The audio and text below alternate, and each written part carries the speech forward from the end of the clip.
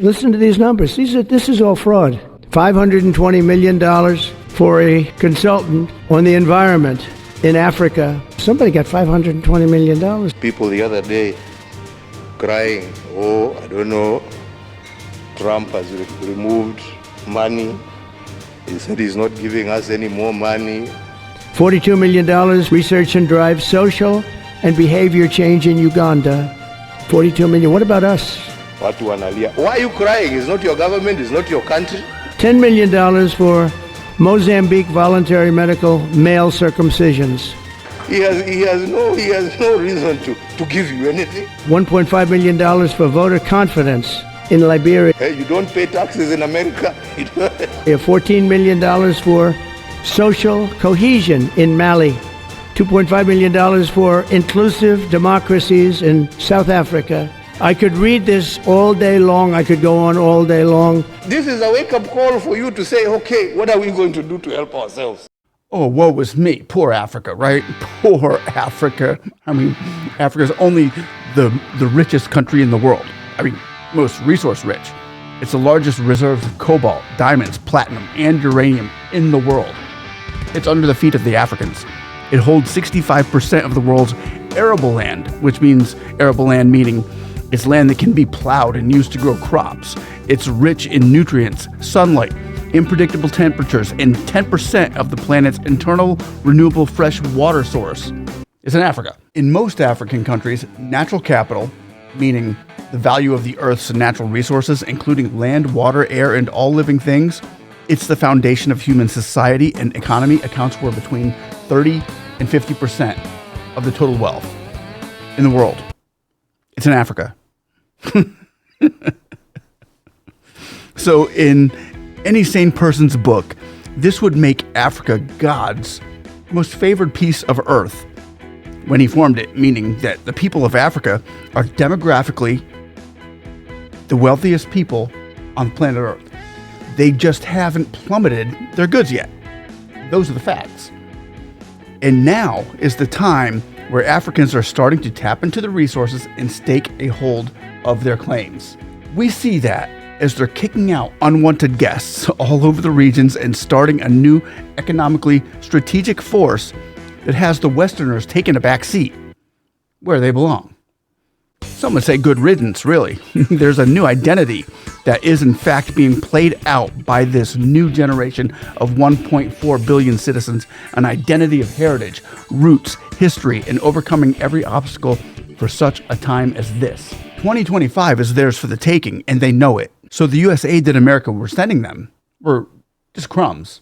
We actually don't even spend 0.75% of our entire federal budget on foreign assistance. In the past, corruption of the African and Western leaders both is being weeded out. How much of those trillions of dollars that USAID provided Africa do you think really went to the people? I bet you won't see one comment down there on this video where you're going to comment. I bet you won't see one comment where you see an African saying, hey, I got some of that money. And you won't see one because maybe a penny out of every dollar sent by USAID actually benefited the citizens of that country. Maybe less, but I'm just guessing. So unless you're a politician in Africa or America skimming from those funds, you could probably care less how much money comes in from the IMF, the World Bank, or USAID. Here's what Uhuru Kenyatta had to say about it, and this speaks volumes.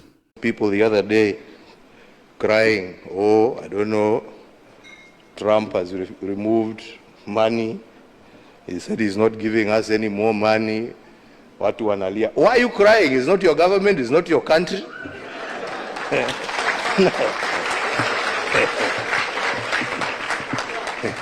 He has no reason to give you anything. I mean, hey, you don't pay taxes in America. He is appealing to his people. Shauri yenu bwana.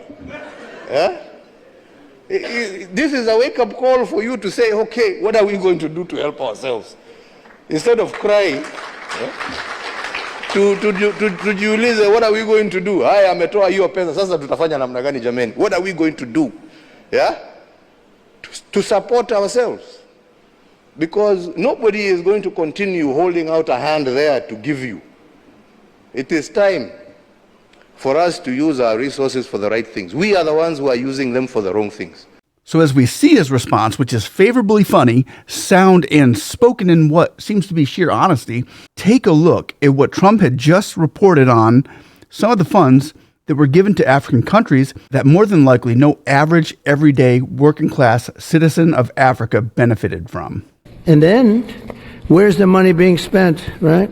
Let's go into that for just a second. $520 million for a consultant on the environment. It's called Environmental, Social, and Governance Investments in Africa, and mobilize private sector resources. $520 million. Somebody got $520 million. Allow me also to commend the government of Tanzania for successfully hosting Mission 300 event. And the African group of negotiators, all under the leadership of the Committee of Head of State and Government on Climate Change Chaos. Dollars for an environmental, sounds like an environmental study. I've always been one that paid a lot of money for my environmental studies, but I paid like $50,000, not $520 million. $520 million for ESG. $25 million to promote biodiversity, conservation, and promote licit livelihoods by developing socially responsible behavior in the country of Colombia. Well, it's nice, $25 million to go into Colombia for something that nobody ever heard of. $40 million to improve the social and economic inclusion of sedentary migrants. $40 million. $42 million for Johns Hopkins, great place, to research and drive social and behavior change in Uganda. $42 million. What about us? What about social change in our country? I mean, these are massive numbers on things that nobody ever heard about. $10 million for Mozambique voluntary medical male circumcisions. $10 million for circumcisions in another country. Yes, I support the lady. Trump should cut everything completely. He shouldn't even make it 99, 90, whatever this. He should cut it completely. We don't need it. It rather goes to other individuals, but not us. Please, he should cut it completely. $32 million to the Prague Civil Society Center, which is a very liberal group of people. Wonder how much of that money came back to the people that approved it. $14 million for improving public procurement in Serbia. $486 million to the Consortium for Elections and Political Process Strengthening, including $22 million for inclusive and participatory political process in Moldova, and $21 million for voter turnout in India. Well, why are we giving $21 million to India? They got a lot of money. They're one of the highest taxing countries in the world in terms of us. We can hardly get in there because their tariffs are so high. I have a lot of respect for India. I have a lot of respect for the Prime Minister. He just left, as you know, 2 days ago. But we're giving $21 million for voter turnout. It's voter turnout in India. Listen to these numbers. This is all fraud. $1.5 million for voter confidence.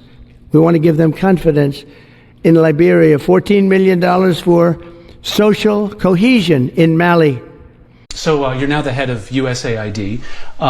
The head of Doge, Elon Musk, called USAID a criminal organization and added that it is time for it to die. They just don't consider that they work for the U.S. They just think they're a global entity and that their master is the globe and not the United States. And that's not what the statute says, and that's not sustainable.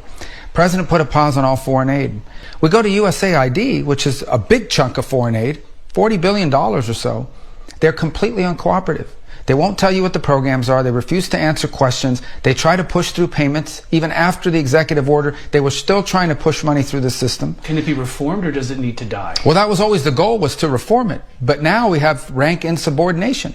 Now we have basically an active effort where their basic attitude is, we don't work for anyone. We work for ourselves. No agency of government can tell us what to do.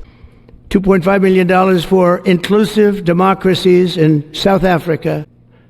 We're talking about hundreds of billions of dollars. I could, by the way, I could read this all day long. I could go on all day long. Trump was calling out these frauds, calling them useless institutions. But if someone were to delve deep into the laundered paper trail to where these funds wound up, I don't believe we'd find a great ending to that story.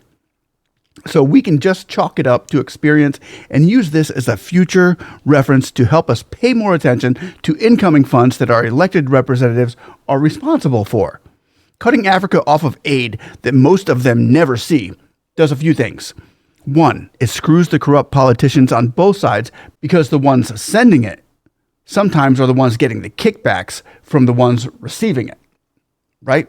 So it cuts out any fraud or dishonesty, which is exactly what Africa has been moving forward with over the last few years.